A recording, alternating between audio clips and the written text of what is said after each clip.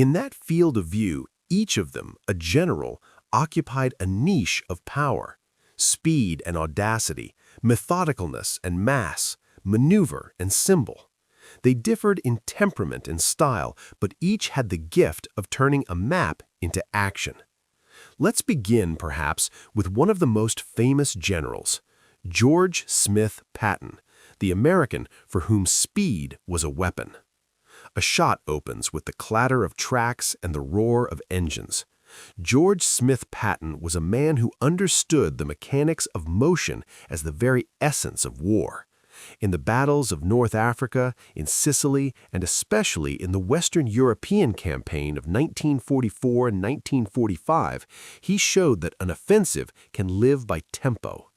In December of 1943, Patton commanded the Third Army of the United States, and it was his maneuvers in the period after the Normandy landings that allowed rapid penetrations into the depths of France, breakthroughs, swift regroupings, relentless pursuit of the enemy. Patton was not uncompromising for speed's sake alone. He demanded discipline, was blunt but effective. His style inspired admiration among his subordinates and irritation among politicians. He knew how to stoke an offensive spirit and drive his troops to operate at the limits of their endurance. His famous emphasis on the tempo of battle and that oft-attributed exclamation, "He's already there," said of commanders who found their fronts shifting faster than expected, speaks not merely to anecdote but to reality. Patton often accomplished what others were only about to attempt, and that changed the shape of battle. Douglas MacArthur, the American strategist with grand vision. The scene shifts to the Pacific, carrier decks, tropical heat, lines of islands. Douglas MacArthur was a figure who combined military operation and political theater. He became the symbol of the return to the Philippines and an embodiment of American will in the Pacific theater. His famous phrase, "I shall return," was a promise addressed both to peoples and to troops. MacArthur worked in conditions that required close cooperation of Navy, Air Force, and ground forces. He used the principle of selective offensives and bypassing, island hopping in the broad sense, and understood the importance of logistics and the morale effect of symbolic victories. It should be remembered, however, that the Pacific theater did not operate under a single model of command. Admirals such as Chester Nimitz conducted the central naval campaigns. MacArthur stood out for his ability to blend military planning with political influence and for shaping operations that carried symbolic weight for public opinion. Bernard Law Montgomery, the British man whose methodicalness crushed the enemy. Sand of the desert and neat ranks of artillery, the scene of El Alamein. Bernard Law Montgomery, Monty, became famous as a commander who achieved victory through meticulous preparation and concentration of force. The Second Battle of El Alamein in October-November of 1942 was pivotal. Montgomery was able to prepare the offensive carefully and secure superiority in artillery, intelligence, and supply. His style stood opposed to romantic lightning maneuvers. Monty believed in calculation, logistics, and moral superiority, in the art of making the enemy exhaust himself beneath the pressure of a well-organized machine. He was a master of organization and discipline, and at the same time could irritate allies with his public self-assurance.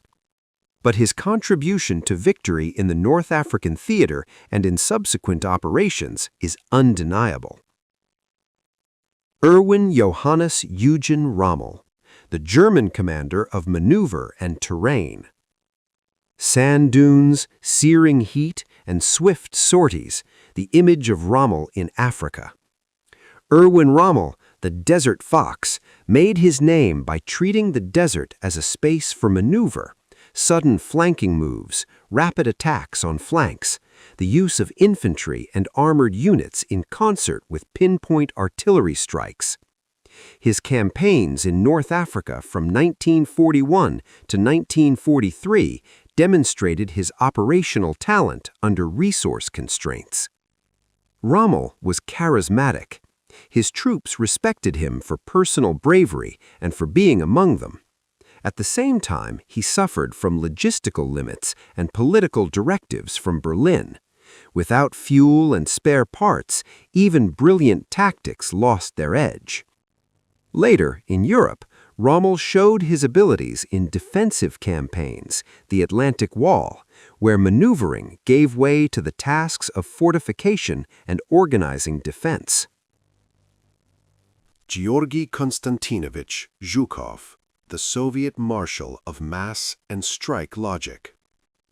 The rumble of artillery, the winter emptiness of the Stalingrad plains, the iron trains of supply, where the fate of the Eastern Front was decided, another logic operated, the logic of scale. Georgy Konstantinovich Zhukov was one of the key Soviet commanders whose influence is felt across the Stalingrad campaign, at Kursk, and in the final drive on Berlin. Zhukov knew how to concentrate forces, initiate large-scale counteroffensives, and manage the country's mobilization machine. His character combined harshness with practical calculation. Operation Uranus in late November of 1942, which encircled the German grouping at Stalingrad, resulted from collective work by staffs and leadership, but Zhukov played a noticeable role in planning and coordination.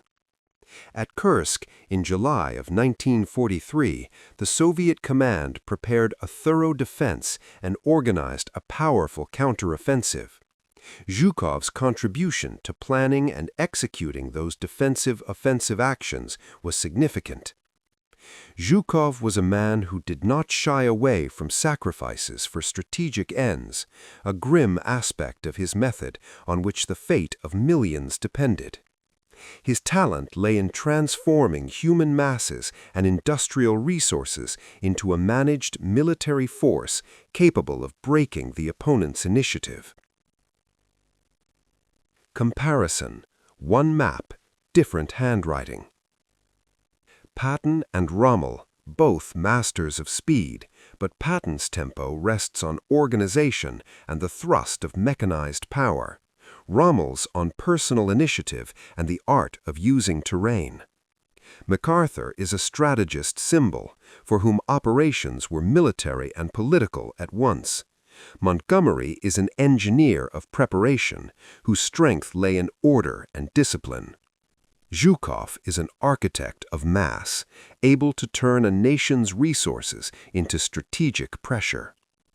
They all made hard decisions in which human life became an element of calculation. To be a formidable general means having the ability to bring troops to an objective in conditions where error equals death. Their formidability manifested in different ways: in lightning armored thrusts, in meticulously planned attacks, in strategic pressure by mass, in the capacity to turn a symbol into a force of will. The talents of these commanders helped them bend the course of wars, but each bore responsibility for decisions that led to casualties. Their lessons are not a hymn to war, but a reminder of the price of power. How to use speed, how to account for resources, and how to bear the responsibility for choices upon which people's lives depend.